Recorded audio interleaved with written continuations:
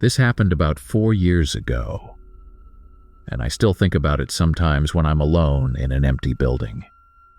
I don't know if it's really that strange, or if I just let my mind get the better of me, but at the time, it was easily the most terrifying thing I'd ever experienced. I was in high school, a junior at the time, and my school was in a suburban part of New Jersey. The school was pretty big, with long hallways and a lot of different wings. It was the kind of place where you could get lost if you didn't know where you were going, especially if you were in the building after hours. I stayed late a lot because of sports and clubs, but this particular night I was there to finish up a project for my history class. I'd waited until the last minute to get it done, and it was due the next morning. It was a Thursday, I remember that clearly, because it was one of those weeks where you're just counting down the days to the weekend, and Thursday feels like it drags on forever. After classes were over, I went to the library to work on my project. I didn't realize how much time had passed while I was working, and by the time I packed up to leave, it was already past 8 p.m. The school was pretty much empty. Even the usual after-school activities were done by then. I didn't think much of it because I'd stayed late before. The janitors would always be around cleaning, and sometimes a few teachers would stick around to finish up grading or whatever. But that night, it felt especially quiet. I grabbed my backpack and left the library, heading down the hall toward the main exit. The lights in the hallway were still on, but they had that weird dim glow they get at night when most of the lights are shut off. The first thing I noticed was how cold it was. The temperature must have dropped when the heating system turned off, and I hadn't dressed for it. I remember zipping up my hoodie and thinking I'd just walk a little faster to get out of there. As I passed by the gym, I heard this soft sound of footsteps echoing in the distance. At first, I thought it was the janitor, which made sense. He was usually around that time of night, cleaning the floors or emptying trash bins. I didn't think anything of it, but the sound seemed to follow me down the hallway. It was subtle, but you know how you just notice certain things without meaning to? That's what it was like. Every time my footsteps echoed, there was a faint second set just a little behind me. I didn't stop walking, but I slowed down a bit to listen. The footsteps slowed down too. I picked up my pace, and so did the other steps. It started to feel a little off at that point, but I told myself it was nothing. Maybe it was just the acoustics of the building messing with my head. By the time I reached the main lobby, I could feel my heart racing. I didn't see anyone else around, but I still figured it was just the janitor working nearby. I reached for the door handle to leave, but when I pulled it, it didn't budge. It was locked. I wasn't surprised since they usually lock the doors after 7 p.m., but the fact that I didn't have my key card with me was annoying. Normally, I'd just call someone on my phone, but when I pulled it out, I realized it was at 1%. It died before I could even try calling my mom to pick me up. Great. The only other way out was the side door near the science wing, so I started heading in that direction, trying not to let my nerves get the better of me. As I walked, the lights overhead started to flicker. It wasn't unusual for the lights to do that at night, but combined with the footsteps I kept hearing behind me, it was starting to freak me out. Every time I looked back, there was nothing. Just an empty hallway stretching behind me, with the occasional sound of distant footsteps. I made it to the side door and pulled on it, hoping for a bit of luck. Locked. Now I was starting to panic. I knew there was another exit by the art wing, so I figured I'd give that a shot. It was on the other side of the building, but I didn't have any other options. The school was starting to feel a lot bigger, like the hallways were stretching out longer than they actually were. My footsteps echoed loudly as I hurried down the hall, but no matter how fast I walked, those other footsteps never seemed to go away. The lights flickered again. I remember stopping for a second to catch my breath and telling myself to calm down. The school was just empty and creepy at night. Nothing was actually wrong. I just needed to find the janitor or maybe a teacher who stayed late. Someone had to still be here. I turned the corner near the art rooms, and that's when I saw it. A figure, moving slowly down the hallway ahead of me.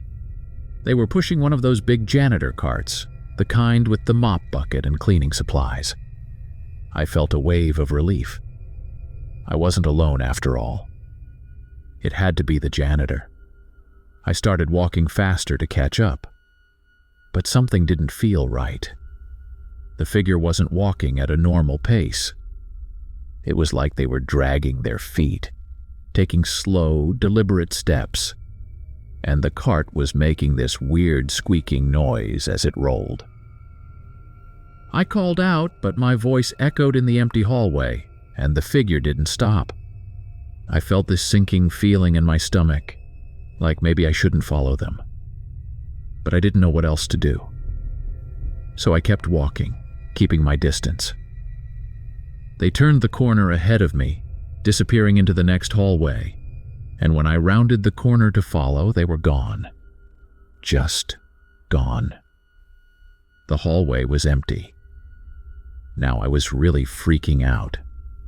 There was no way they could have disappeared that quickly. I stood there staring down the hallway, trying to figure out where they went. The doors to the classrooms were all closed, and there was no sign of the janitor's cart. It was like they vanished into thin air. I turned around to go back the way I came, thinking maybe I could just wait by the front lobby until someone came by. But as I walked, the footsteps behind me started again. Louder this time, like whoever it was wasn't bothering to hide the fact that they were following me. I didn't want to look back, but I couldn't help it. When I turned, there was no one there. Just the same empty hallway stretching behind me. At that point, I wasn't thinking clearly anymore.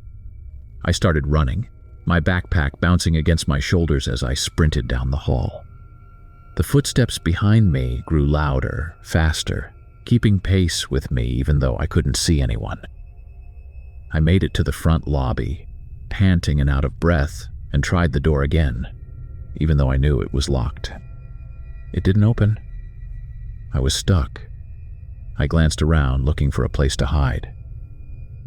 There was a janitor's closet near the entrance, and in my panic, I yanked open the door and slipped inside, pulling it shut behind me.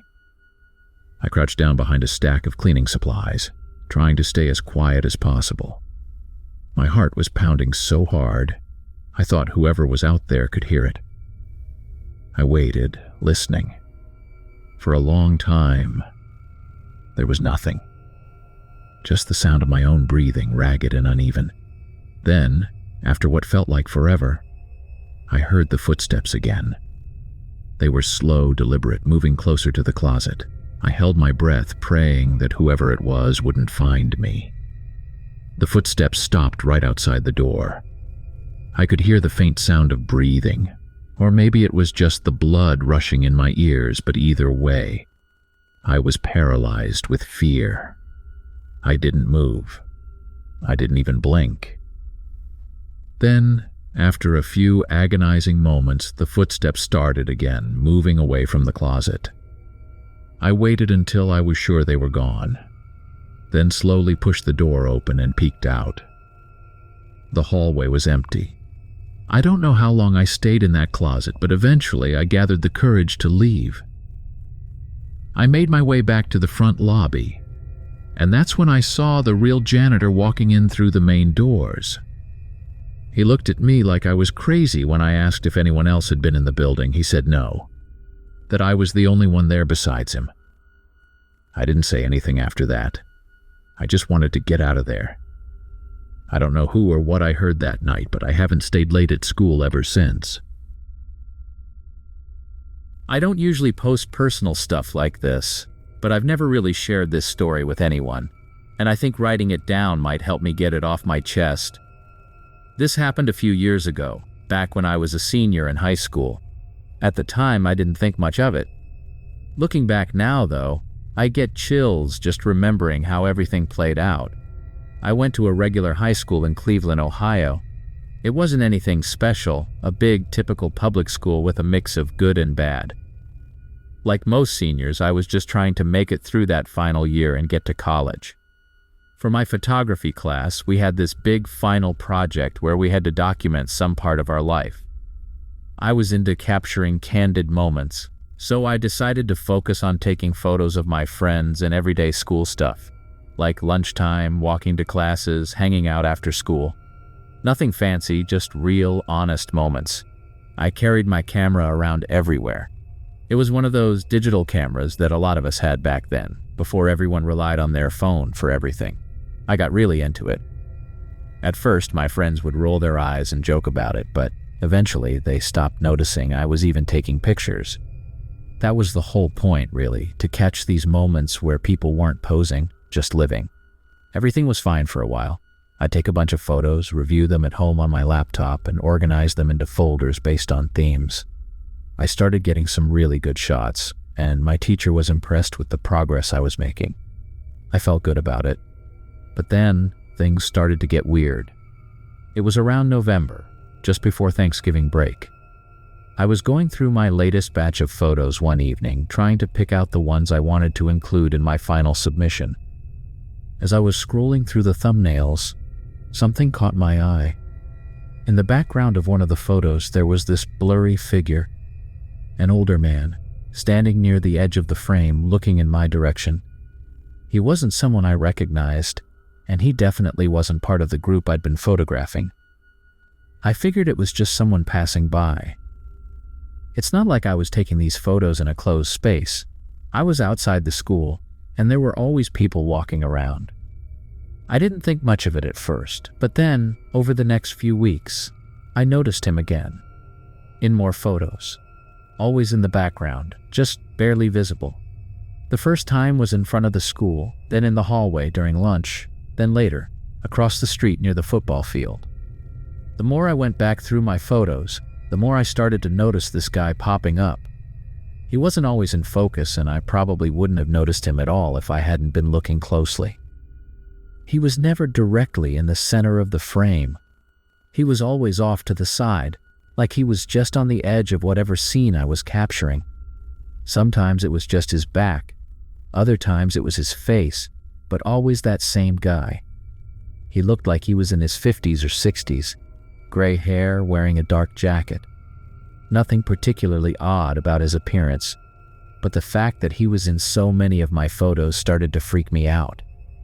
I thought maybe it was a coincidence. Maybe he worked at the school or lived nearby and I just hadn't noticed him before. But I asked my friends and some teachers if they knew who he was, and no one had any idea. That's when the anxiety started to kick in. I became obsessed with looking for him in every photo I took after that. It was like I couldn't stop. I'd snap pictures during lunch, in the hallways, at football games, and then rush home to see if he was there again. And he was. Not in every single photo, but enough to make it clear this wasn't random. He was always there, somewhere in the background, just watching. The worst part was, no one else seemed to notice him. One time I was taking pictures during a pep rally in the gym. Everyone was packed in, cheering, laughing, having a good time. I snapped a few shots of the crowd, caught some great candid moments of my friends. Later that night, when I went through the pictures, I found him again. This time he was standing at the very top of the bleachers, looking down at the crowd. Just standing there, like he didn't belong. I showed my friends, but they just shrugged it off. They thought I was overreacting, saying he was probably just a parent or something. But I knew something was off. There was no reason for him to be at every event, just lingering in the background like that. It wasn't just at school either. I started noticing him outside of school too. The first time was on a weekend. I was downtown with some friends, taking pictures by the lake. I didn't see him while I was taking the photos, but when I went through them later, there he was again, standing near a bench, staring right at the camera. I tried telling myself it was just my imagination, that I was being paranoid. But how could he keep showing up like this? I started paying more attention to my surroundings, trying to spot him in real life, not just in my photos. At first, I never saw him, only in the pictures afterward. But one day I finally saw him for real. I was leaving school late after staying for a photography club meeting. It was already dark, and I was walking to my car in the parking lot when I saw someone standing across the street, near the fence by the football field. He was just standing there watching. Even from a distance, I knew it was him. I froze for a second, not sure what to do. I wanted to take a picture to confirm it was the same guy from my photos, but my camera was in my bag, and I wasn't about to dig it out. I kept my head down and walked to my car, trying not to look back. After that, I started seeing him more often, not just in photos, but in real life too. Always at a distance, never close enough to interact, but always there. At the grocery store, at the mall, once even outside my house. I thought maybe I was losing it, that I'd gotten so worked up over the photos that I was imagining things. But every time I saw him, it felt real. Too real. I tried telling my parents, but they brushed it off, saying I was probably just mistaking some random guy for the same person. My friends stopped taking me seriously too. They thought I was just being dramatic. No one else seemed to care, and I felt like I was going crazy. The more I tried to ignore it, the worse it got. I'd go days without taking photos, but even when I wasn't carrying my camera around, I'd still see him, out of the corner of my eye. I couldn't concentrate on anything anymore. I started avoiding places where I thought I might see him, but it didn't matter. He was always there, watching from a distance, never saying a word, never doing anything but standing and watching. I became paranoid about everything. I'd check my windows at night to make sure they were locked, constantly look over my shoulder when I was out in public, and leave school as quickly as I could at the end of the day. It started to affect my grades, my friendships, even my sleep. I'd wake up in the middle of the night convinced I'd heard something outside my window, only to find nothing. I couldn't shake the feeling that he was always nearby, just waiting for the right moment to show up again. One night, I was sitting in my room, going through old photos on my laptop, trying to piece together when this all started. I wanted to see if there was a specific moment when he first appeared, maybe something I'd missed. I went back months, looking through everything I'd taken that year, and sure enough, there he was, in photo after photo, always in the background, always watching. But then I found a picture from the previous year, before I'd even started my photography project. It was a random shot of my friends and me at a football game. I hadn't looked at it in a while, but as I zoomed in on the background, I saw him again. Standing at the edge of the crowd, just like before, I realized he'd been following me for longer than I thought. Much longer. I don't know why he targeted me or what he wanted. Maybe it was just a coincidence, maybe not. But after I graduated, I stopped taking photos altogether. I couldn't bring myself to do it anymore. I'd had enough. I deleted most of the photos from that year, trying to erase any trace of him from my life. It's been years since all this happened, and I haven't seen him since. I moved away for college, got a new phone, new laptop, new everything. But every once in a while, when I'm scrolling through old memories or passing through my hometown, I think about those photos, and I wonder if he's still out there somewhere, watching. This happened a while ago, like maybe 5 years back when I was still in high school. It was my junior year, and even though it's been a few years since, I still think about it sometimes. It wasn't anything supernatural or dramatic, but it was honestly the most terrifying night of my life, and I've never really told anyone all the details. It started out as just another normal day. I went to school like always. I had a history test that day, so I remember being pretty focused on that. The day was kind of a blur, and when the final bell rang, I was ready to get out of there and head home. I had a couple of hours of homework waiting for me, but I didn't care. I was just excited to be done for the day. But then, halfway through my bus ride home, I remembered that I'd left my homework in my history class. It was this huge assignment we'd been working on for a couple of weeks, and it was due the next morning. There was no way I could just leave it and hope for the best. I was already struggling in that class, so turning in a big fat 0 wasn't an option. I hopped off the bus a stop early and walked back to school. It was already late afternoon by then, probably around 5 or so. The sun was starting to set and the school was mostly empty. I figured there might be some after-school activities going on, but the place was surprisingly quiet. It didn't bother me at first, though. I just wanted to grab my homework and get out of there. The school I went to was in a small town in upstate New York, so it wasn't a massive building, but it had a few wings and lots of long, empty hallways. The kind of hallways that always feel a little too quiet when no one's around. As I made my way inside, I noticed how the lights were dimmer than usual. I guess they had already started shutting down some of the lights for the night. It was a little eerie, but again, I wasn't too concerned.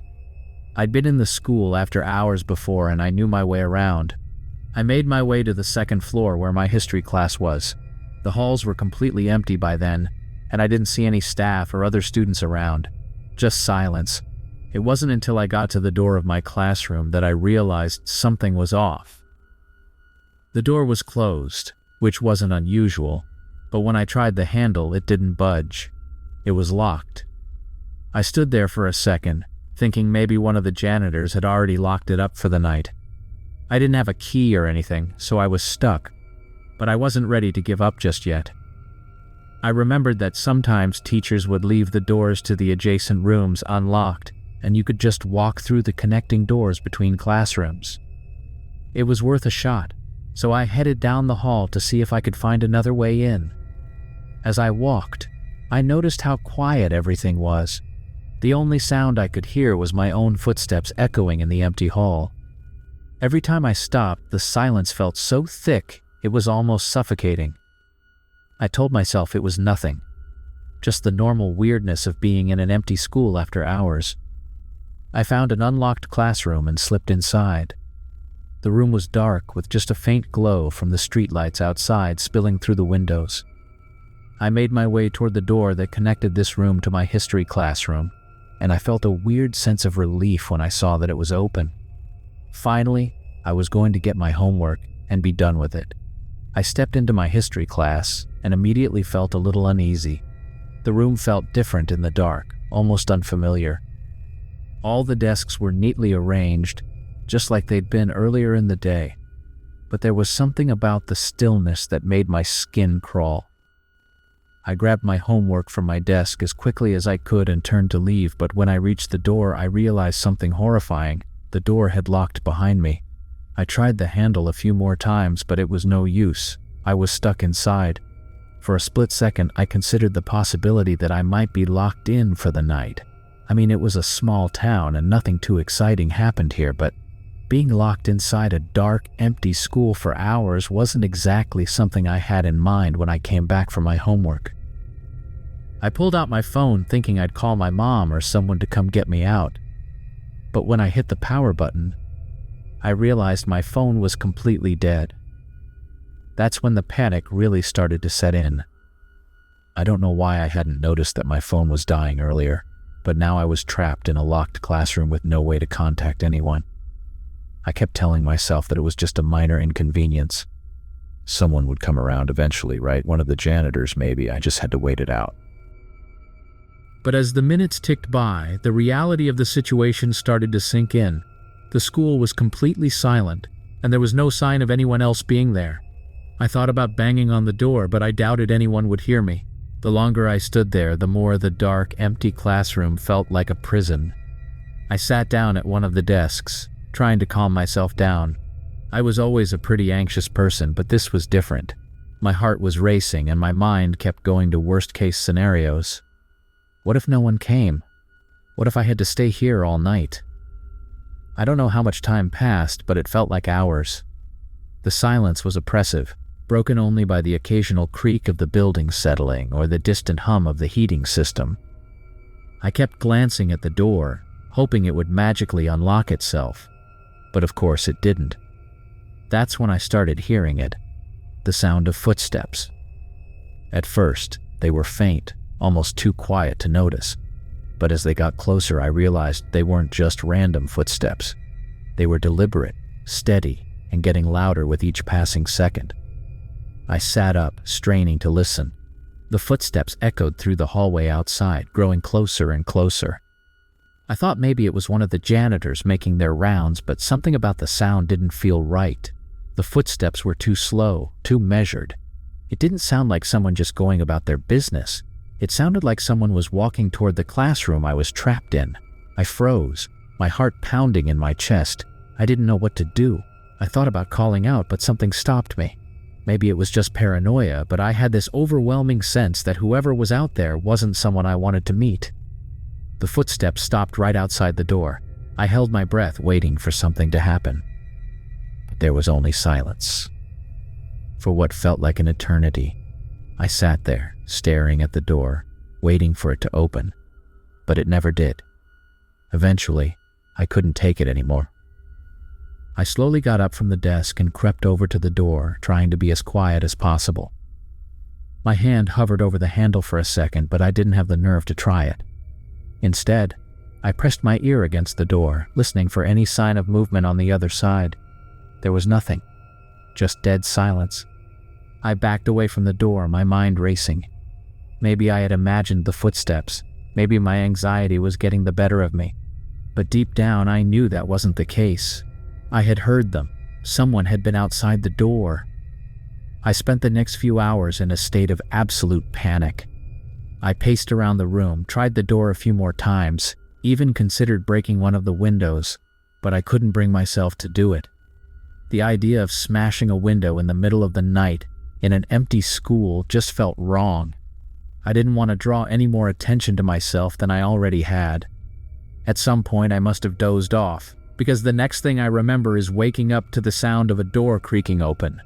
I shot up from the desk, my heart racing, and saw that the door to the adjacent classroom, the one I had used to get in, was wide open. I don't know how long I stared at that open door, but I didn't move. I couldn't. I was too scared to even breathe. There was no one standing in the doorway, but the fact that the door had opened on its own was enough to send me into a full-blown panic. I don't know how long I stayed there, frozen in place, but eventually I forced myself to move. I grabbed my backpack, took a deep breath, and made a run for it. I bolted out of the classroom, through the open door, and down the hall as fast as I could. The hallways were just as dark and silent as they had been before, but I didn't stop to look around. I headed straight for the main entrance, praying that the front doors hadn't been locked yet. When I reached the lobby, I was almost in tears. The front doors were locked, just like I had feared. I banged on them for a few minutes, hoping someone would hear me, but there was no one around. I was completely alone. I don't know what made me do it, but I decided to head for the side entrance near the gym. It was a long shot, but I didn't have any other options. I ran through the hallways, my footsteps echoing off the walls, and finally reached the side door. By some miracle, it was unlocked. I pushed it open and stepped outside into the cold night air.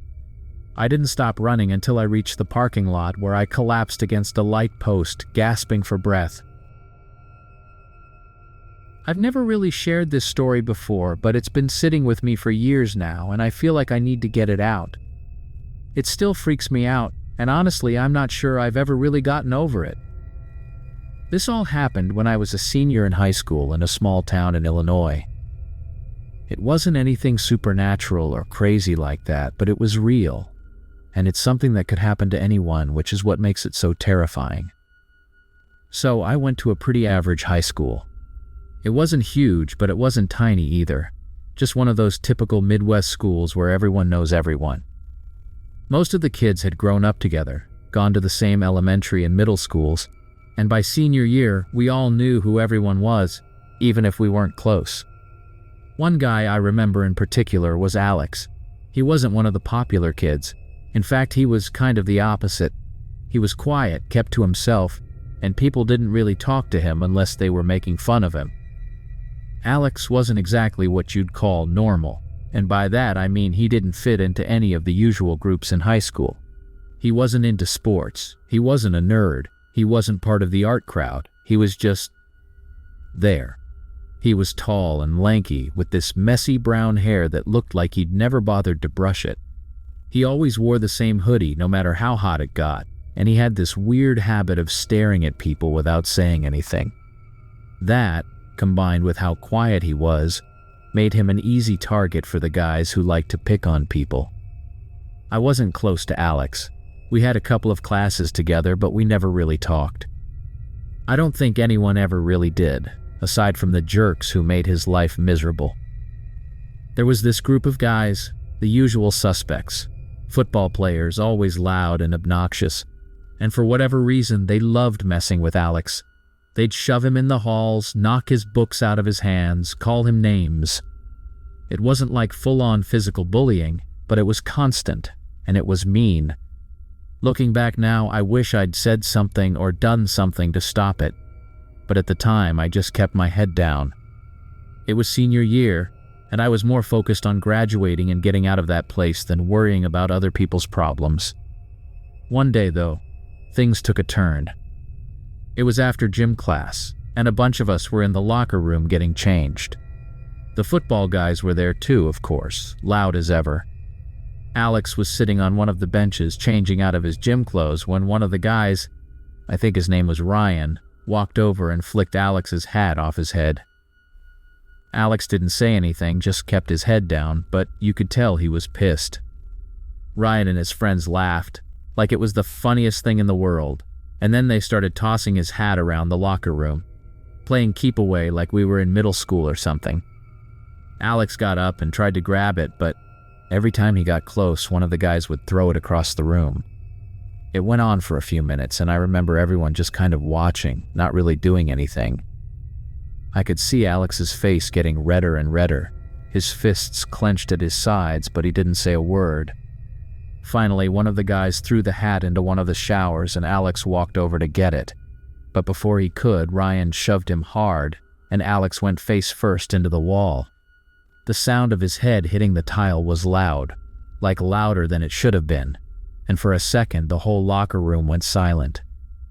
Alex didn't move. He just stayed there, slumped against the wall, and I remember feeling this weird pit in my stomach. Then he stood up, wiped the blood from his nose, grabbed his hat, and walked out of the locker room without saying anything. No one laughed after that. Even Ryan and his friends just kind of stood there, looking uncomfortable. I think we all knew it had gone too far, but no one said anything. We all just went back to getting changed like nothing had happened. The next day, Alex wasn't at school. No one really noticed at first, but after a few days went by, people started asking questions. It was weird because he was always there. I don't think I'd ever seen him miss a day of school before. A week went by, and still no sign of him. His locker was exactly the same, untouched, with his books and jacket still hanging there like he'd just walked out and never come back.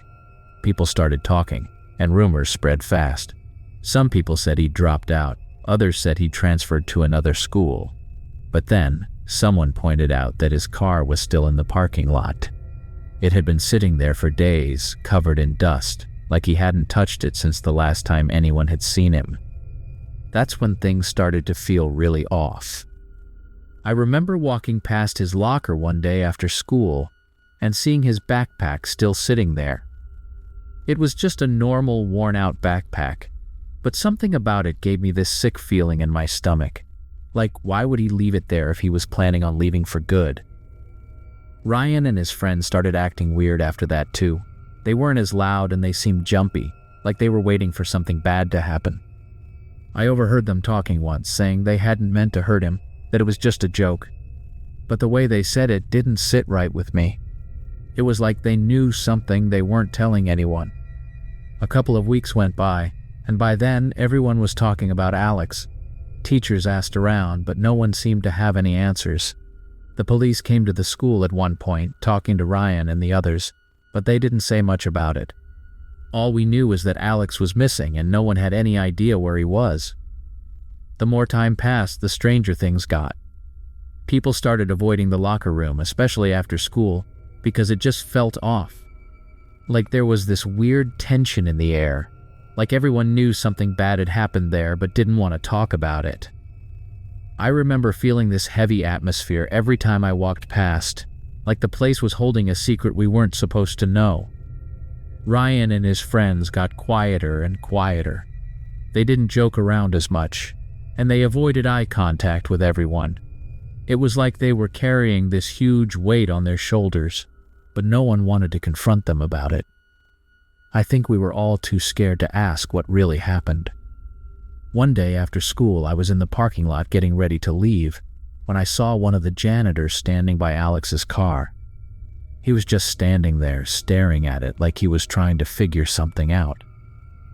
I walked over and asked if everything was okay, and he just kind of shrugged and said something about how strange it was that the car was still there. I didn't think much of it at the time, but later that night I couldn't stop thinking about it. Why would Alex leave his car behind if he had really run away or transferred? It didn't make any sense. I couldn't shake the feeling that something terrible had happened, and the more I thought about it, the more convinced I became that Ryan and his friends knew more than they were letting on. I wasn't the only one who thought that either. People started whispering about it in the halls, saying that maybe the bullying had gotten too intense and Alex had done something to himself. But then, why wasn't there a body? Why hadn't anyone found him? There was this one night, maybe a month after Alex had disappeared, when I was at a party with some friends. It was one of those typical high school parties, loud music, too many people crammed into a small house. I wasn't really in the mood to be there, but I went anyway. I ended up outside, sitting on the back porch, just trying to get some air. That's when Ryan came stumbling out of the house, drunk and looking like a mess. He sat down next to me without saying anything, and we just sat there in silence for a while. I didn't want to talk to him, but after a few minutes he started mumbling something about Alex. He said it wasn't their fault, that they hadn't meant to hurt him. I didn't know what to say, so I just sat there, listening. He kept going, saying that Alex had snapped after that day in the locker room, that he'd come after them, threatening to get them all in trouble. I asked him what he meant, but he just shook his head, saying it didn't matter now.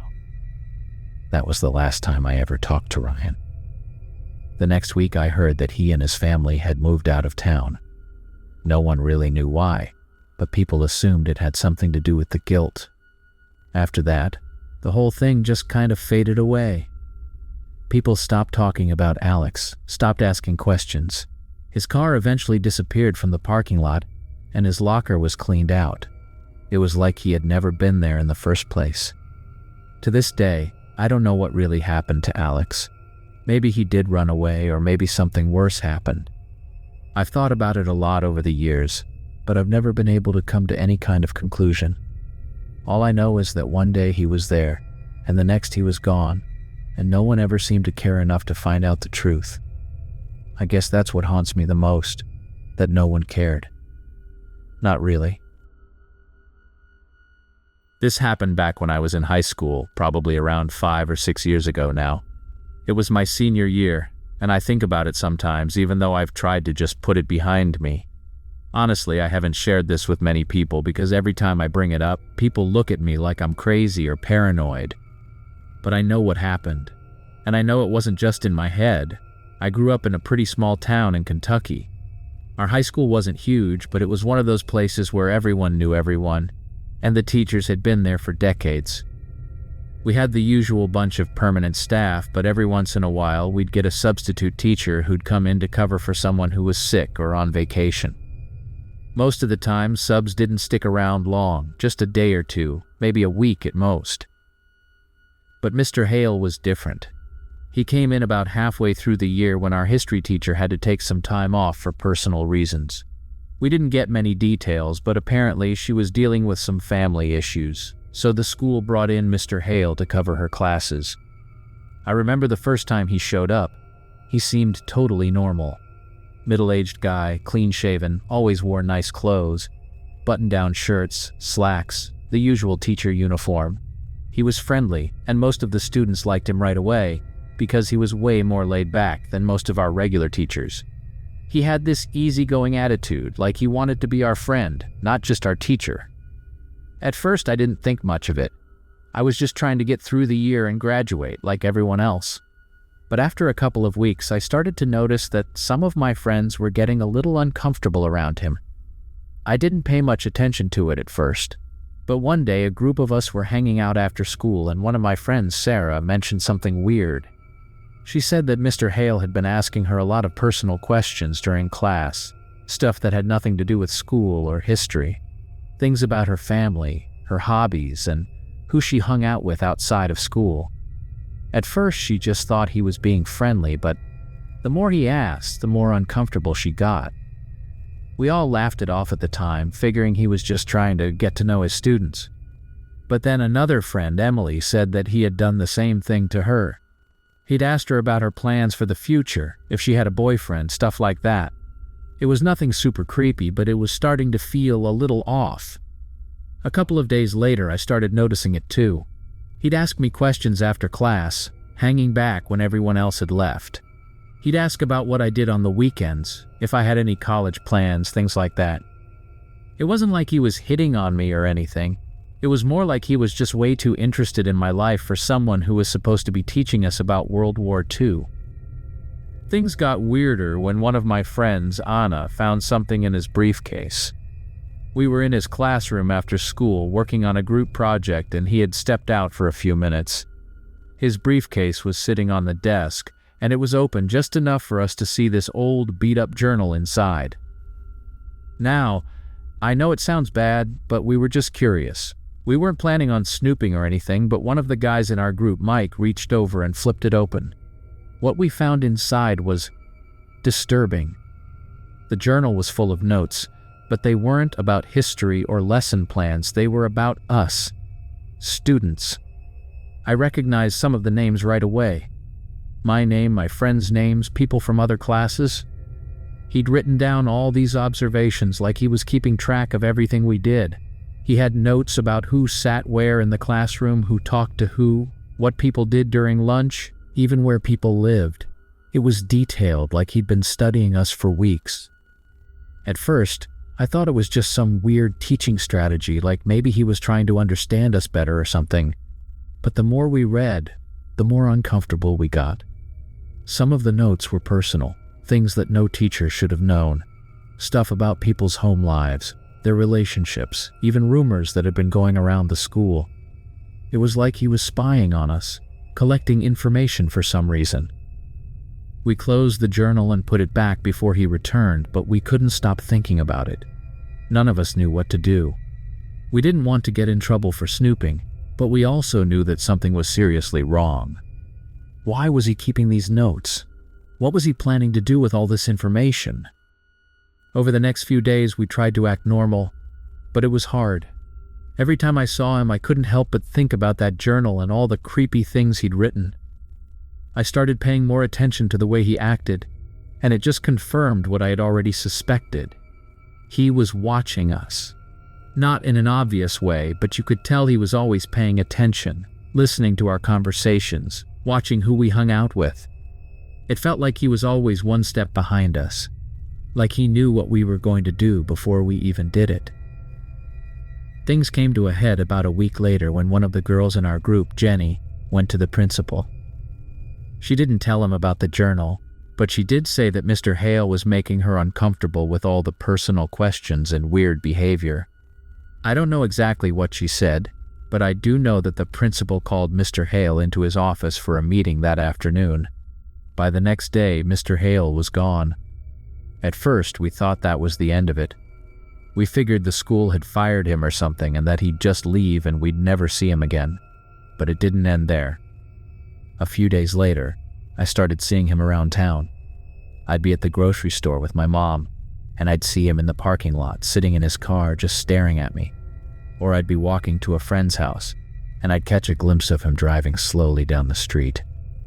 It wasn't like he was following me exactly, but he was always there, always nearby, watching.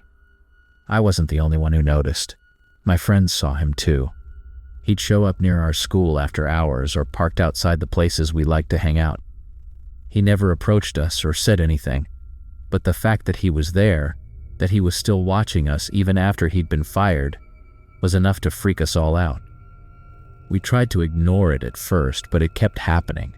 Every time we thought we'd gotten rid of him, he'd show up again. It got to the point where I was scared to leave my house alone.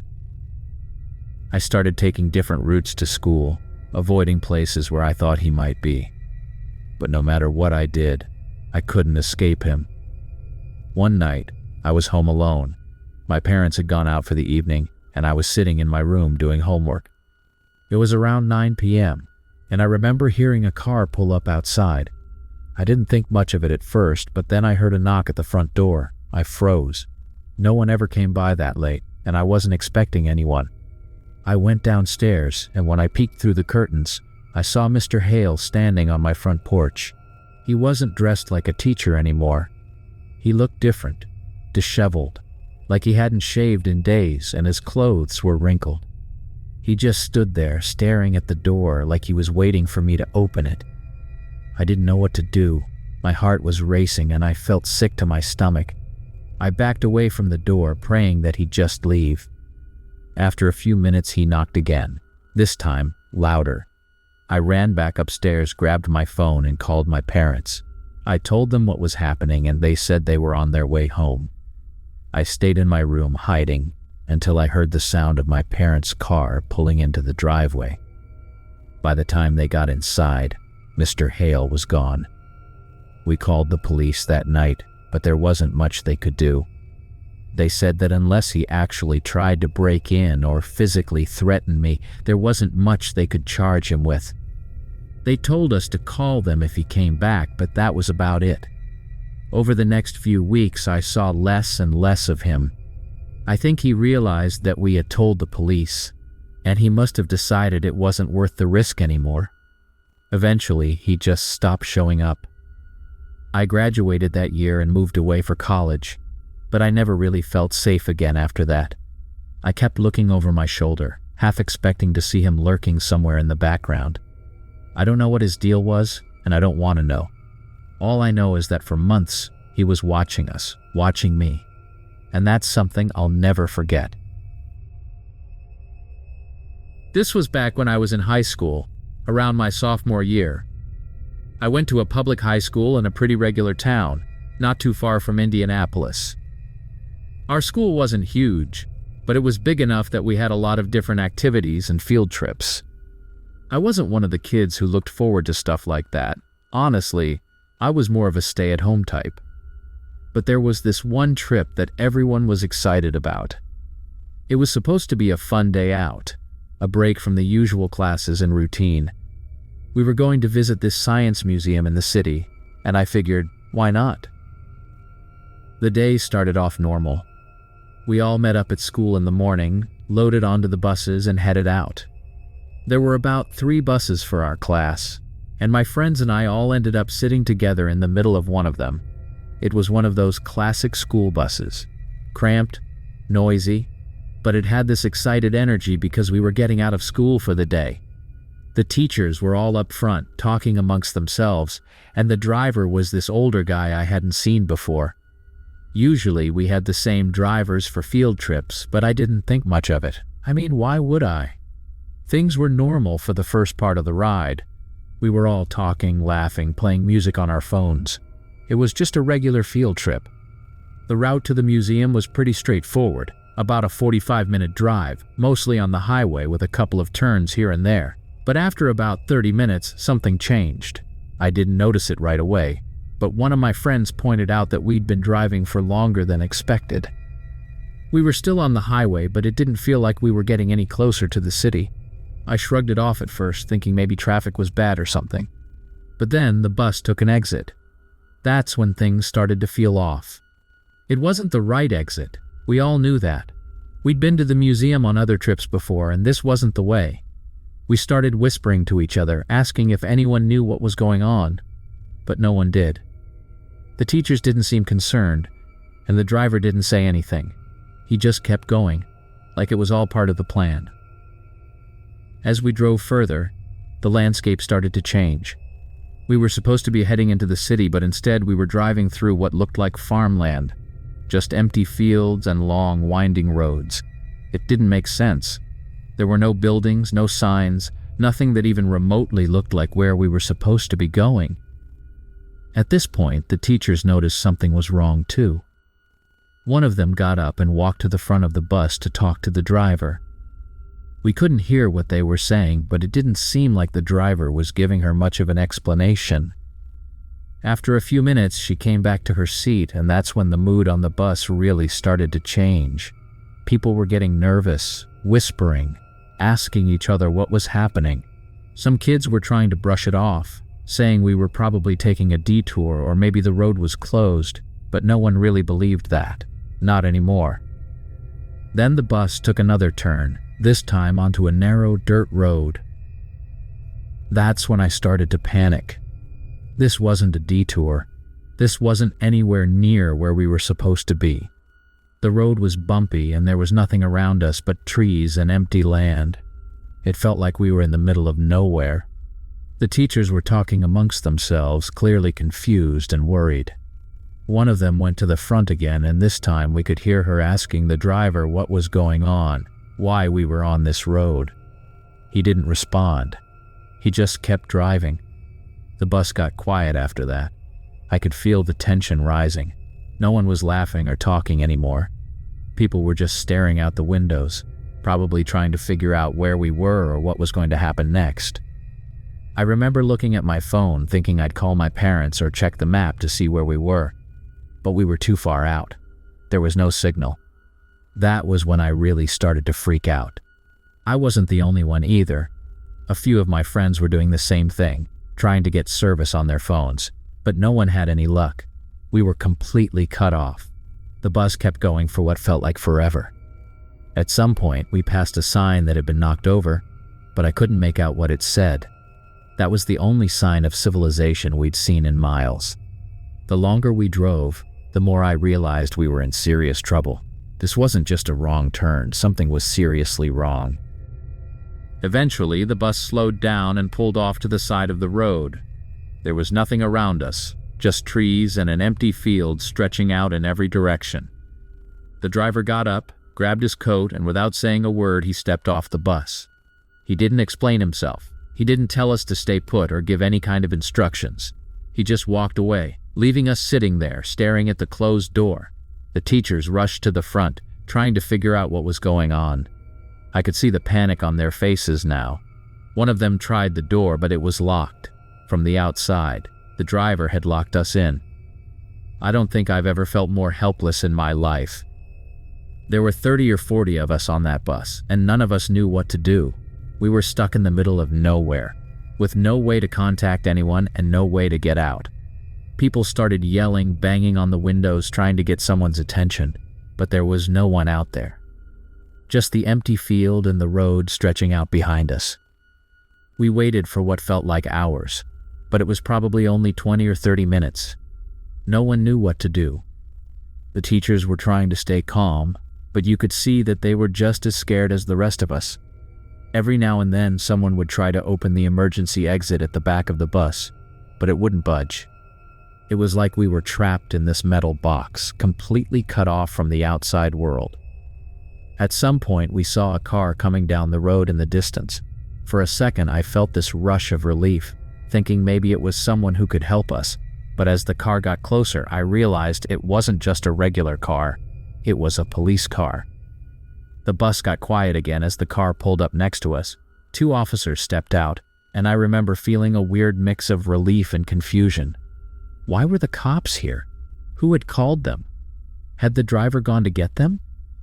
The officers didn't waste any time. They came to the door, unlocked it from the outside, and started talking to the teachers. We couldn't hear what they were saying, but after a few minutes, the teachers started ushering us off the bus. They told us to stay calm, that everything was going to be okay, but none of them really explained what was happening. We were all just trying to follow directions, trying to make sense of what was going on. As we stood there by the side of the road, one of the officers went into the bus to check it out, while the other stayed with us. I remember standing there, shivering in the cold, trying to wrap my head around everything. We'd been driving for hours, ended up in the middle of nowhere, and now the police were involved. It didn't make any sense. The officer who'd gone into the bus came back out after a few minutes. He talked to the other cop, then pulled one of the teachers aside. Again, we couldn't hear what they were saying, but it was clear that something wasn't right. The teachers looked pale, and the students were all huddled together, whispering and trying to figure out what was going on. Eventually, the officers told us that we'd be taken back to school, that the driver had been taken into custody, but they didn't give us many details. They just said there had been a mix-up and that we weren't in any danger. But I knew that wasn't true. You don't bring out police for a simple mix-up. You don't lock kids on a bus in the middle of nowhere if everything's fine. We ended up getting back to school late that night. The whole thing felt surreal. Our parents were there, freaking out, but no one really knew what had happened. The school didn't give us any real answers, and I don't think they ever did. They just told us it had been a safety concern and that the driver wouldn't be coming back. I don't really like talking about this, but it's something that happened to me back in high school, and I haven't ever really been able to let it go. I was in my junior year at a pretty typical high school in a small town just outside of Portland, Oregon. You know, the kind of place where everyone knows everyone and it feels like nothing ever really happens. That year, though, I started dealing with some pretty bad anxiety. I wasn't sleeping well, and it got to the point where my grades were slipping. I didn't know how to handle it, so one of my teachers suggested I talk to the school counselor. Her name was Mrs. Warren, and she was well known around the school for being super friendly and approachable. She was in her mid-40s, always dressed neatly, and had this calm, soothing voice that seemed to make people feel comfortable. Everyone said she was great at her job, and a few of my friends had seen her before for various reasons. So when my teacher suggested it, I thought, why not? I didn't really have anything to lose, and I figured it might help. I remember the first time I walked into her office, it was bright and inviting. There were plants on the windowsill, motivational posters on the walls, and a little fountain on her desk that made this soft, trickling sound. It was one of those environments that's supposed to make you feel safe. Mrs. Warren greeted me with a warm smile, and right away, I felt a little more at ease. At first, our sessions were fine. We talked about my anxiety, my trouble with sleeping, and how I was feeling overwhelmed with schoolwork. She listened and offered advice, and I thought maybe this was actually going to help. She suggested I start journaling, doing breathing exercises, stuff like that. And for a little while, things felt like they were getting better. But after a few sessions, things started to get weird. Mrs. Warren began asking more personal questions, not just about my anxiety or school, but about my home life. At first, I didn't think much of it. I mean, she was a counselor, right? It was her job to help me work through stuff. But her questions started to get more invasive. She'd ask about my parents, if they ever fought, what kind of rules they had for me. She'd ask if I got along with my friends, or if they ever made me feel left out. It didn't seem like she was prying at first, but the more she asked, the more I felt like I was under a microscope. One day, she asked me if I ever felt like I couldn't trust the people around me. I thought it was an odd question, but I answered honestly, saying that sometimes I felt like people didn't understand what I was going through. She nodded and said something about how I should always be careful who I trust because not everyone has my best interest at heart. That stuck with me for some reason. It was like she was planting this idea in my head that maybe the people in my life weren't as supportive as I thought. After that session, I started feeling different. I don't know if it was because of what she said or if it was just my anxiety acting up, but I started questioning the people around me. I started noticing little things, like how my friends would sometimes make plans without me, or how my parents seemed too busy with their own lives to really pay attention to what I was dealing with. I didn't talk to Mrs. Warren about it right away, but it was like she had flipped a switch in my mind. A couple of weeks later, during one of our sessions, Mrs. Warren asked me if I'd thought any more about what she'd said. I told her I had, and she nodded like she already knew. She started telling me that sometimes the people who seem closest to us can be the ones who hurt us the most. She said that I should trust my instincts and not let people take advantage of me. The way she said it made me feel like she was trying to protect me. But it also made me feel isolated. like I couldn't really trust anyone but her. It didn't take long before I started pulling away from my friends. I convinced myself that they didn't really care about me, that they were just using me as a backup when they didn't have anything better to do. I stopped going to lunch with them, stopped hanging out after school. I even started avoiding my parents. Mrs. Warren told me that I needed to focus on myself and not worry so much about what other people thought. She kept saying things like, "You're stronger than they give you credit for," and "You don't need anyone else to validate your feelings." It felt good to hear that at first, but it also made me feel more and more alone. It got to the point where Mrs. Warren was the only person I really talked to. She'd call me into her office during lunch or after school and we'd talk for hours. I didn't realize it at the time, but she was slowly isolating me from everyone else. She kept reinforcing the idea that I couldn't trust anyone but her, that everyone else would just let me down. And I believed her. One day, after a session, she asked me if I wanted to come by her house after school to continue talking. She said she thought I'd benefit from a more relaxed environment, away from the stress of school. I remember feeling weird about it, but I didn't want to say no. I mean, she was my counselor. She was supposed to be helping me. So I agreed. That afternoon, I went to her house. It was in a quiet neighborhood not far from the school. The house itself looked normal enough from the outside, but as soon as I walked in, I felt a weird tension. She led me into her living room and told me to sit down, offering me a cup of tea. I remember sitting there feeling like something was off, but not knowing what to do about it. She sat across from me and started talking, but this time it wasn't about school or anxiety. She started asking more personal questions about my relationships, my feelings, even my physical health. It felt invasive, but she said it was important for her to understand everything about me if she was going to help me fully. That night when I went home, I couldn't stop thinking about how strange it had all been. It was like she had crossed some kind of line, but I didn't know what to do about it.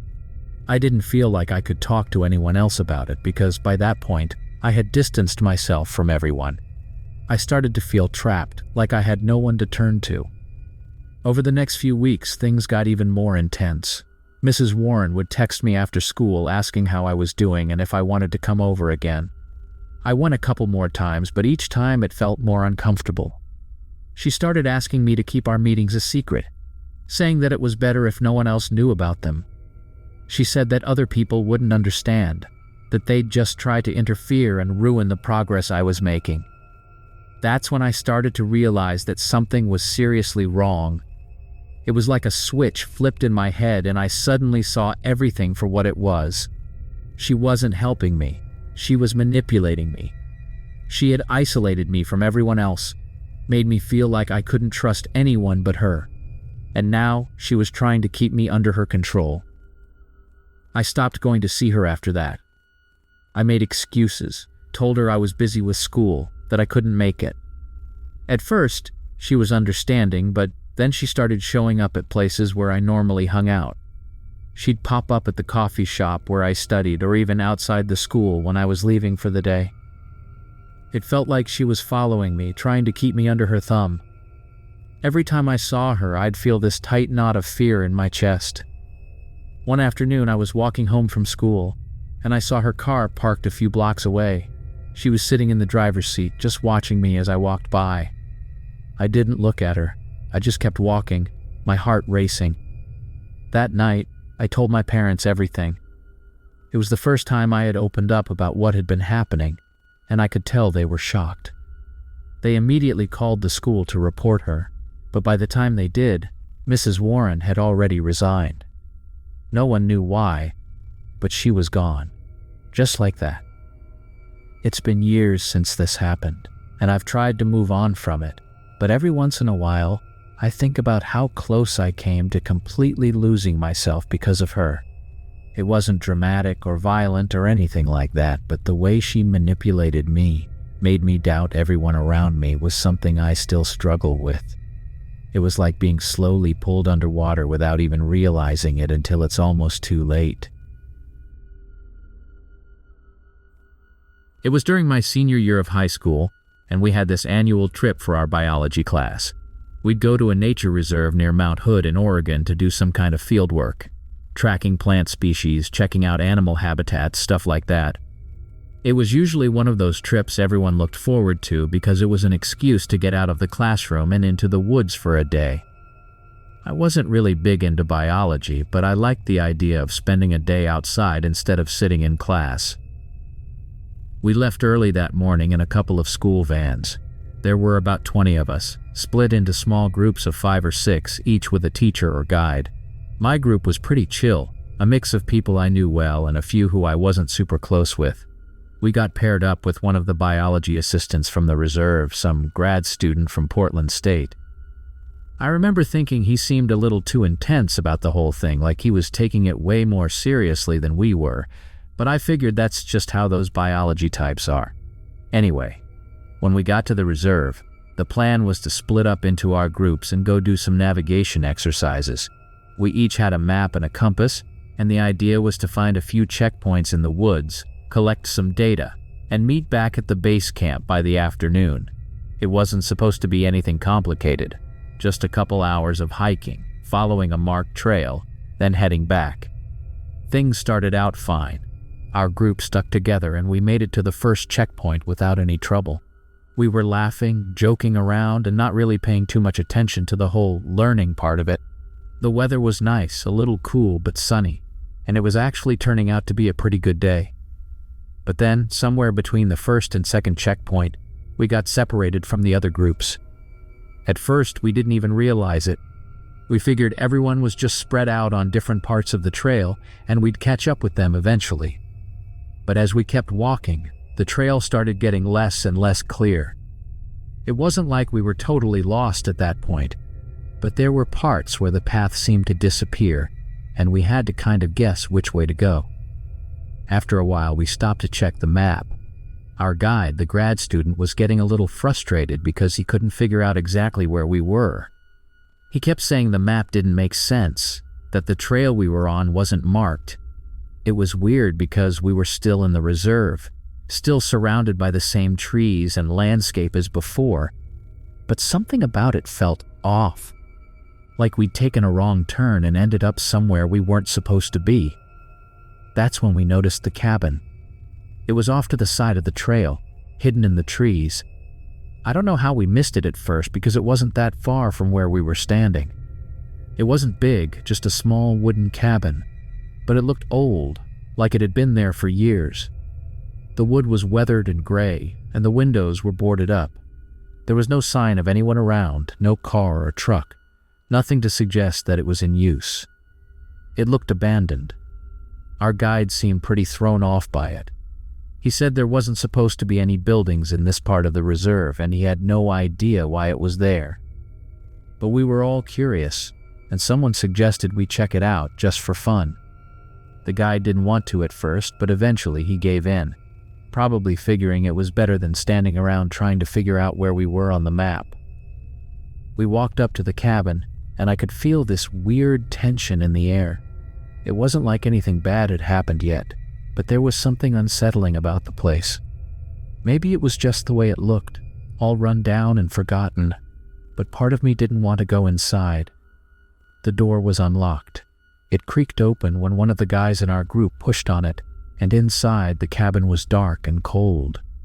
There wasn't much to see at first, just some old furniture, an overturned chair, a dusty table, and a few shelves against the walls. The place smelled damp, like it hadn't been opened in years. But then, someone found the photographs. They were scattered on the floor in one of the back rooms. At first, I didn't think anything of it, just old black and white pictures that had been left behind.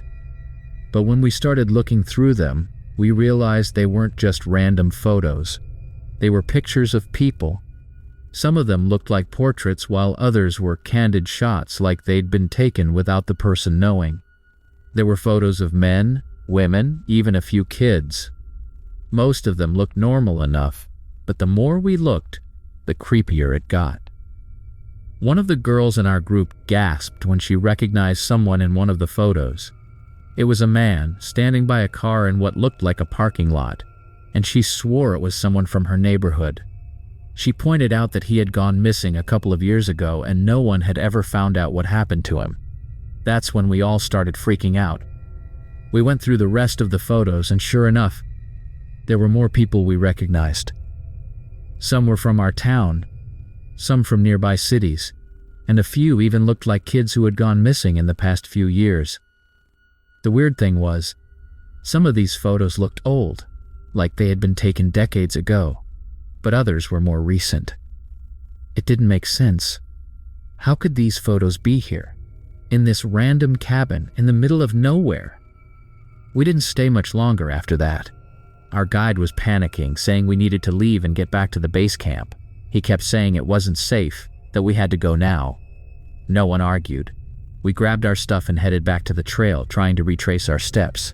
But by then, it was getting late, and the sun was starting to set.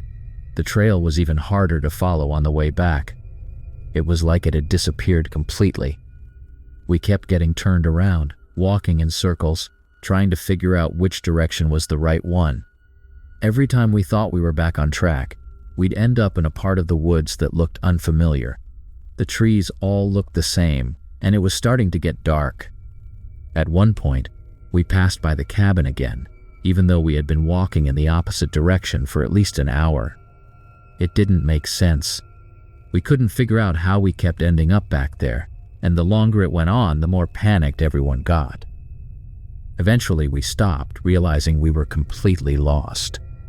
Our guide admitted he didn't know where we were anymore, and that's when the real fear started to set in. We were miles from the base camp, with no cell service, no way to contact anyone, and it was getting colder by the minute. We had no idea how long we'd been walking or how far we had to go. We ended up finding shelter for the night in a small clearing not far from where the trail had disappeared. There was no way we were going back to that cabin, and no one wanted to keep wandering in the dark. We huddled together trying to stay warm, but no one slept much that night. Every sound in the woods made us jump. Every rustle of leaves or crack of a branch had us on edge. When morning finally came, we tried again to find our way back. It took hours, but we eventually stumbled upon one of the other groups from our class. They were just as freaked out as we were, saying they had been searching for us since the night before. They led us back to the base camp where the teachers were waiting, but we didn't tell them about the cabin. We didn't tell anyone. To this day, I don't know what that cabin was doing out there or who had taken those photos. I've looked up some of the missing people we recognized, but none of them were ever found. I've thought about going back to the reserve, trying to find the cabin again, but part of me doesn't want to. I don't want to know what else we might find. There's a reason we never told anyone. It wasn't just that we were scared of getting in trouble. It was that feeling, like we had stumbled onto something we weren't supposed to see, something that was never meant to be found. This happened a few years ago when I was still in high school, and even though I've tried to just forget about it, it still creeps me out. It was a Friday, and I remember because it was one of those late afternoon gym classes where everyone just wants to finish and get the weekend started. Our school wasn't big, just your typical suburban high school in a small city in Pennsylvania. The gym was at the far end of the building with locker rooms attached, and we were one of the last classes of the day. A few of my friends and I stayed behind in the locker room after gym class to finish getting changed. It wasn't unusual. Sometimes we'd take our time, talk about plans for the weekend, and just generally mess around. The bell had rung, signaling the end of the day, and most people had already left the building. The teachers usually headed out right after classes ended on Fridays, and by the time we were done, the school would be practically empty. That day it was just me and 3 of my friends, Ashley, Jen, and Taylor. We were in the locker room, getting changed and talking about going to the mall later. The locker room was your typical setup, benches in the middle, rows of lockers on the sides, and showers in the back. There were no windows in the room, just the one door that led out into the hallway, and the fluorescent lights overhead were that harsh, flickering kind that always made the place feel a little creepy, even in the middle of the day. We were in the middle of laughing about something when we heard the sound of the door closing. It wasn't loud or anything, just a soft click, like someone had quietly shut it. At first, we didn't think much of it. Maybe one of the janitors had come by to lock up. It wouldn't have been the first time they started closing up rooms while students were still inside. But then Ashley tried to open the door and it didn't move. She jiggled the handle a few times, then pushed harder, but it was stuck. Locked. That's when we all started paying attention. I walked over to try it myself, thinking maybe the handle was just jammed. But it wasn't. The door was locked and we were trapped inside. At first we thought it was a joke. Maybe one of the janitors or someone had locked us in as a prank, figuring we'd just pound on the door until they let us out. So we laughed it off, yelling a little, expecting someone to come back and unlock it. But no one came. After a few minutes, the laughing stopped. The locker room was getting quieter, and we all started to feel a little uneasy. Jen banged on the door with her fist, harder this time, yelling for anyone outside to hear. The echo bounced around the room, but there was no answer. We realized that no one was around. The hallways had already emptied out, and the rest of the students were long gone. It was just us, stuck in that windowless locker room, with no way to get out. I pulled out my phone to call someone, but of course my signal was terrible. It wasn't surprising. The school had always been a dead zone for reception, but it still made my stomach drop. The others tried their phones too, but it was the same. No signal. That's when the panic started to set in. We weren't laughing anymore. We were pounding on the door, yelling for someone to hear us, but the only sound was our own voices echoing off the concrete walls. After what felt like forever, we stopped and looked at each other. The door wasn't going to open and no one was coming. The realization that we were completely alone hit us hard. The locker room suddenly felt smaller, the air colder. The fluorescent lights overhead flickered occasionally, casting long shadows on the walls. We sat down on the benches, trying to figure out what to do next. Jen suggested we wait until the janitor came through for his nightly rounds. We figured it couldn't be that long, maybe an hour or two, so we just had to wait it out. None of us liked the idea of being stuck there, but it seemed like the only option. The janitor would come eventually, right? But as we sat there, time started to drag. Without windows, we had no sense of how long we'd been in there, but it felt like hours. The locker room was cold, and the hard tile floors made it impossible to get comfortable. We tried to keep ourselves distracted, talking about random stuff, trying not to focus on the fact that we were trapped, but it was hard to shake the tension that was building in the room. At some point, Taylor got up and started pacing, saying she couldn't take it anymore. She went over to the door again, pulling on the handle, trying to kick it, but it didn't budge. It was like the door had been locked from the outside, and no matter how much we pushed or pulled, it wasn't going to open. That's when the lights flickered again. It was just for a split second, but it was enough to make us all jump. The overhead lights buzzed loudly, then went dim for a moment before coming back on.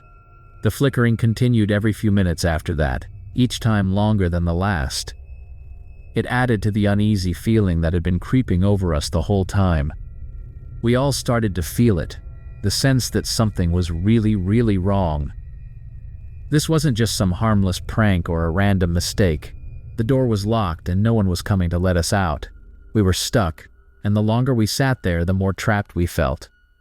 After a while, I started to feel like the walls were closing in on us. The locker room was small enough already, and without any way to leave, it felt like it was shrinking. The air felt heavier, colder. The silence was suffocating, broken only by the occasional flicker of the lights and the faint buzzing of the fluorescent bulbs overhead. We tried banging on the door again, yelling louder this time, hoping that maybe someone outside would hear us. But the building was empty, and our voices just echoed back at us. I remember feeling this creeping sense of dread. What if no one came? What if we were stuck there all night? I don't know how much time passed. It felt like hours, but there was no way to tell. My phone was dead by then, and everyone else's was either dead or close to it. We were exhausted from yelling, from trying to force the door open, and we were starting to lose hope. That's when we heard it. It was faint at first, just a soft noise coming from the other side of the door. At first we thought maybe it was footsteps, but it wasn't quite right.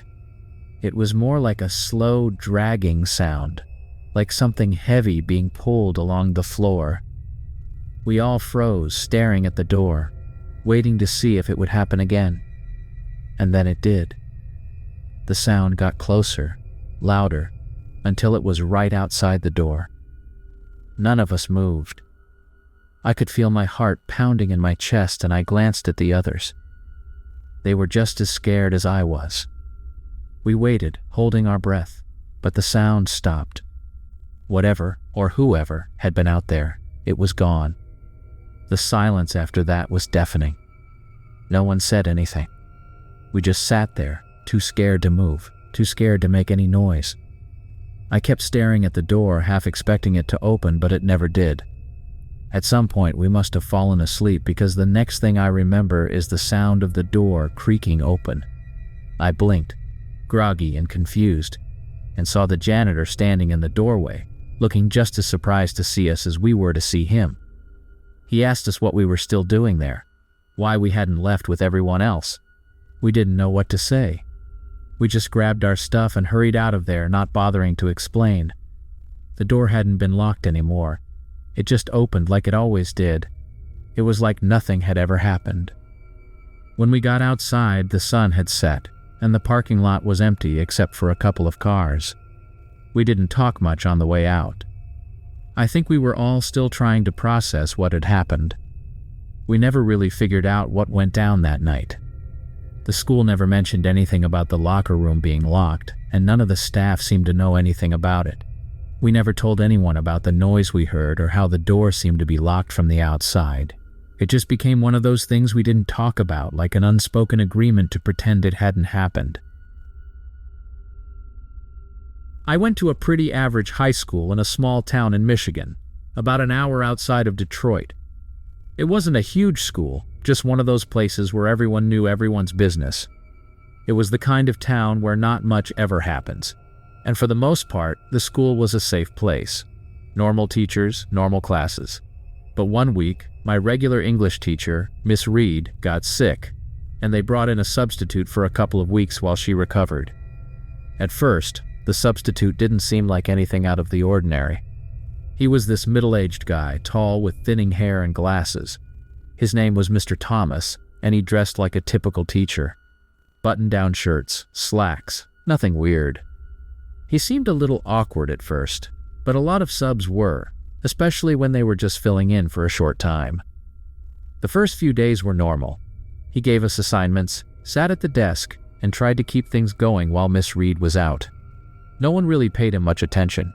We figured he'd be gone soon anyway, so why bother?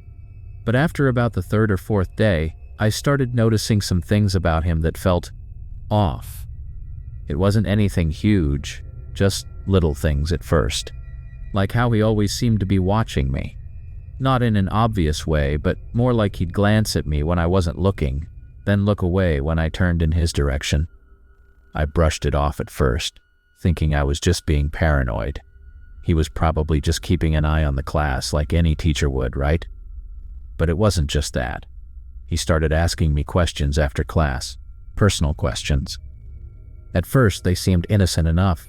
He asked about my plans for college, what I wanted to do after I graduated, but then the questions got a little more specific.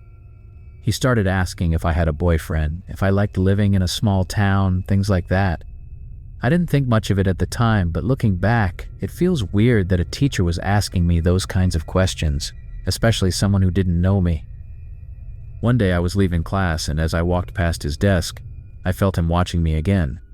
This time, though, he didn't look away when I glanced over. He just kept staring. It was unsettling, but I told myself I was overreacting. He was just awkward, maybe nervous about being in a new school. But things escalated pretty quickly after that. I noticed that he was paying more and more attention to me. During class, I'd feel his eyes on me, and it wasn't just casual glances anymore. It was like he was waiting for me to notice, testing how far he could push before I'd say something. I started sitting closer to the back of the classroom, trying to avoid his gaze, but it didn't help. He'd still find ways to single me out, asking me questions about assignments, even though I wasn't the only one in the class.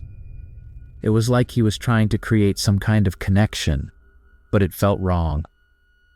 One afternoon after class, he asked me to stay behind. He said he wanted to talk about my grades, which didn't make sense because I was doing fine. I remember feeling nervous, but I stayed, figuring it was just a quick conversation. When everyone else had left, he sat down across from me and started talking about my future again, but this time, the questions were more personal. He asked about my home life, if I got along with my parents, what I liked to do outside of school. It felt strange, like he was trying to get me to open up about things I didn't want to talk about. I kept my answers short, hoping he'd let me go, but he just kept pressing. Then he said something that made my stomach drop.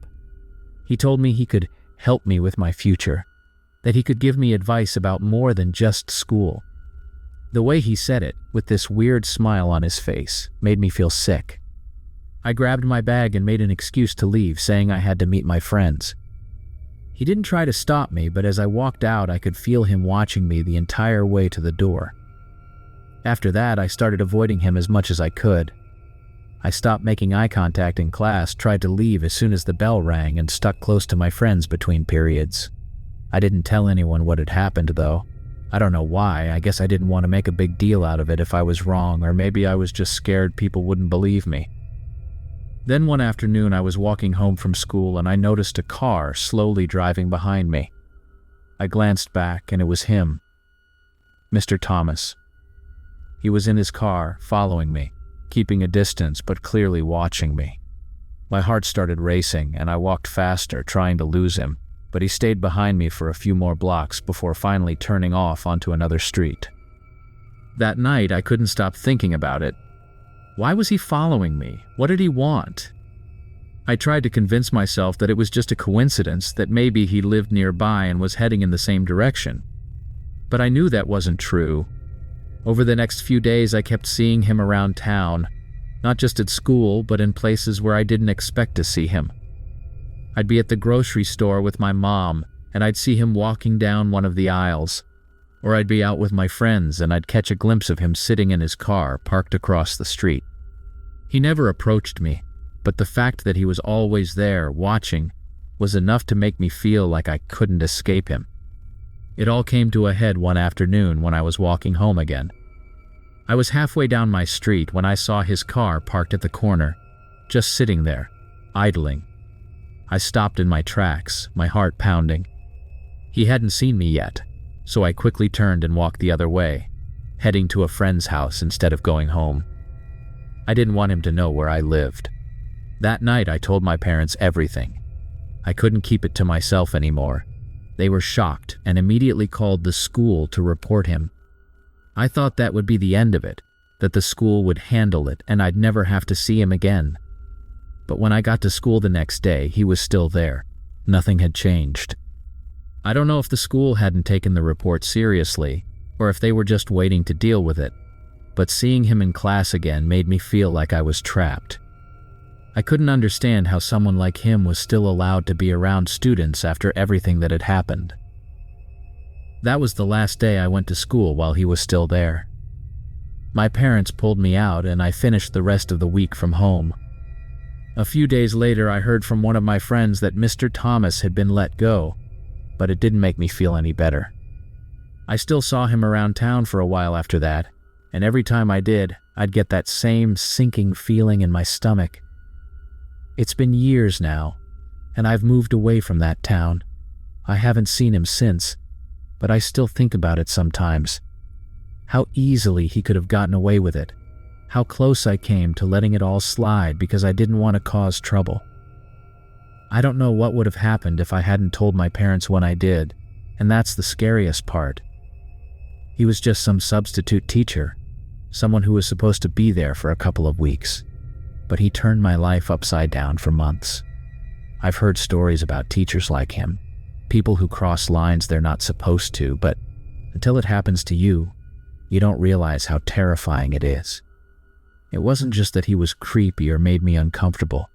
It was the way he inserted himself into my life, followed me, tried to manipulate me.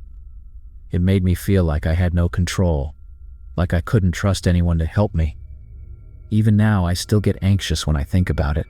It wasn't some big dramatic event that ended with a clear resolution, it just stopped. But the fear, the anxiety, that feeling of being watched by someone who shouldn't be watching you, that sticks with you. It doesn't just go away because they're no longer there. I went to Lakeside High School in a small town just outside of Denver, Colorado. It was a pretty typical public school, nothing fancy, with the same old cliques and routines that every school has. The cafeteria was a big part of that routine. We all had our little groups and we'd sit at the same tables every day. It was the kind of place where you could almost tell time by the lunch schedule. First bell, rush to grab something before the line gets too long. You know the drill. For the most part, the food wasn't great, but it wasn't terrible either. Just your average school cafeteria fare, sloppy joes, soggy fries, cold pizza. Sometimes it was edible, other times it was better to just stick with a sandwich from home. But that year, my senior year, something changed. At first it was just small things. A couple of kids would complain about feeling sick after lunch. Nothing serious, just some upset stomachs, headaches, stuff like that. We all joked about it, saying the food was finally catching up to us after 4 years of mystery meat and expired milk cartons. But then it started happening more often. It wasn't just the occasional complaint anymore. More and more kids were getting sick after lunch. Not every day, but enough that people were starting to notice. You'd hear someone mention it in class or see a few people leave early because they weren't feeling well. It wasn't like a food poisoning outbreak or anything, but it was enough to make people uncomfortable. I didn't think too much of it at first. After all, it's high school, and kids get sick all the time, right? Then one day, a friend of mine, Matt, had a pretty bad reaction after eating in the cafeteria. He wasn't the kind of guy to get sick easily, but right after lunch he started sweating, got really pale, and had to go to the nurse. He told us later that he had this weird dizziness, like he couldn't focus, and his stomach was cramping up. The nurse thought it was probably just something he ate, but she didn't seem too concerned. Matt ended up going home for the day, and I remember thinking how strange it was because he'd had the same meal I did, a cheeseburger and fries, and I felt completely fine. After that, I started paying more attention. I noticed that it wasn't everyone getting sick. It was only certain kids, and the pattern didn't make sense at first. Some days a few people would feel awful after eating, but others who had the same meal would be fine. I remember thinking it had to be a coincidence. Maybe some people just had weaker stomachs or something. But then, my friend Jen pointed out something that made my stomach drop. She had been keeping track of who was getting sick, and it wasn't random. The kids who were getting sick the most weren't just anyone. They were the ones who had been outspoken about certain things happening around the school. You know, the kind of kids who would call out the administration for budget cuts or complain about the way certain programs were being run. Jen was one of those people. She wasn't afraid to speak up, and she had been pretty vocal about how some of the budget cuts had affected the arts programs at school. A few months before, she had even written an article in the school paper about how the administration seemed to prioritize sports over everything else. It was nothing too controversial, but she definitely wasn't shy about sharing her opinions, and she was one of the kids who had gotten sick more than once. I remember sitting at lunch with her and Matt talking about it, and we started connecting the dots. It wasn't just the random kids getting sick, it was the ones who had pissed off the administration in some way. The ones who had complained about the budget, the ones who had protested when they cut the music department, the ones who had written letters to the principal about how the school was being run. It felt insane to even think it, but we couldn't shake the idea that maybe the administration was retaliating. I mean, who would believe that, right? It sounded like something out of a conspiracy theory. But the more we talked about it, the more it started to make sense in this twisted way.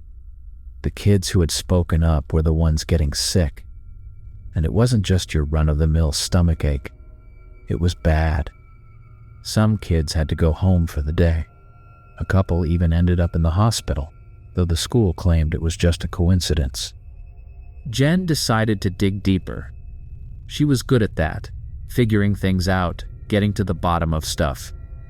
She started asking around, talking to other students who had gotten sick, and trying to figure out if they had anything in common. She didn't tell anyone what we were thinking at first because honestly it sounded crazy. But the more she looked into it, the more the pieces started to fall into place. We didn't have any solid proof, but it was enough to make us paranoid. I stopped eating lunch in the cafeteria altogether. Matt did too. We'd bring food from home or just skip lunch entirely. Jen kept eating there though. She said she wanted to see if anything would happen. I told her she was crazy, but she shrugged it off. She didn't get sick again, at least not right away. But then, one day it happened. We were all sitting in the cafeteria, and Jen had grabbed a tray of food. Nothing special, just a salad and some soup.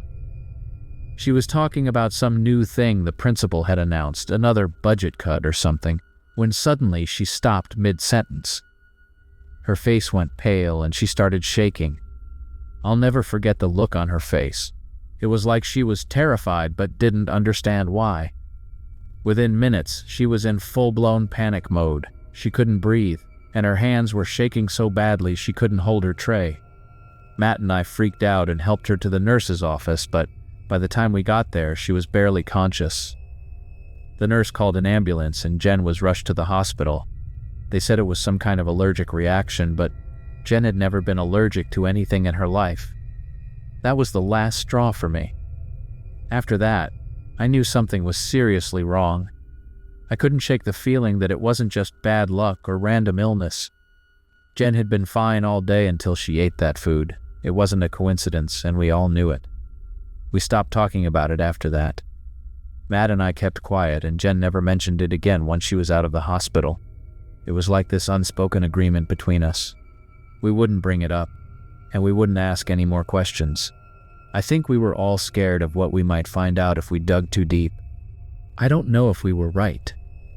Maybe it really was just a string of bad luck, or maybe there was something going on behind the scenes that we'll never understand. But I do know this. After Jen got sick, the complaints stopped. People stopped speaking out against the administration. No more letters to the principal. No more protests about the budget. It was like everyone had suddenly decided to just keep their heads down and get through the year. Looking back, I still don't know what to believe. Part of me wants to think it was all in our heads, that we were just overreacting to a few bad lunches. But the other part of me can't forget the way Jen looked that day in the cafeteria, the way she shook, the way her face went pale, the way she couldn't breathe.